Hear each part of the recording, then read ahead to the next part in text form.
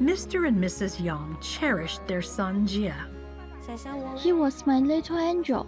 He always picked flowers for me. He'd kiss me and say, "Dad, you work too hard. When I grow up, I will help you with the cattle."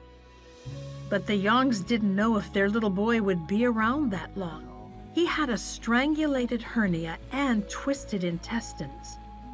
It made it difficult for him to digest the food. Mr. Yang looked to the mountains for help. I said, "Mountain God, please protect my son. Don't let him be sick.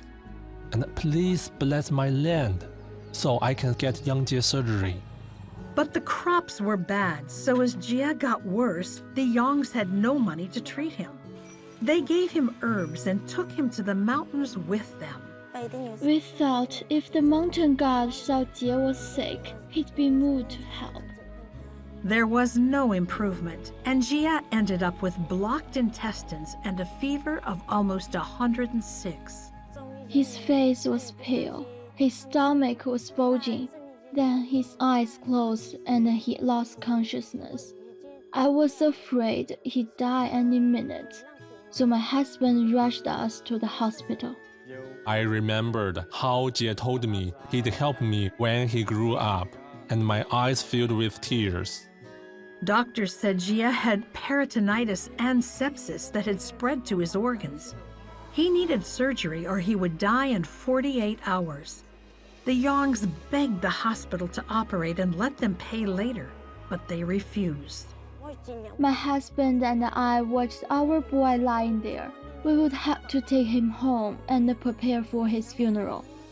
Before they left, another doctor told the couple about CBN. The Yangs contacted us and we paid for the surgery right away.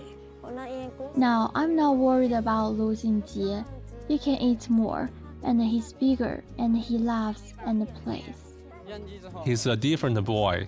Now he's strong and he says, "Dad, I'm healthy." Sometimes his sister still worries about him, but Jie tells her, "Some nice strangers helped me. Don't worry about me."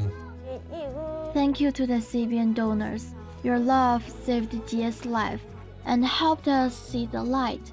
Now we know Jesus, and He's our only God.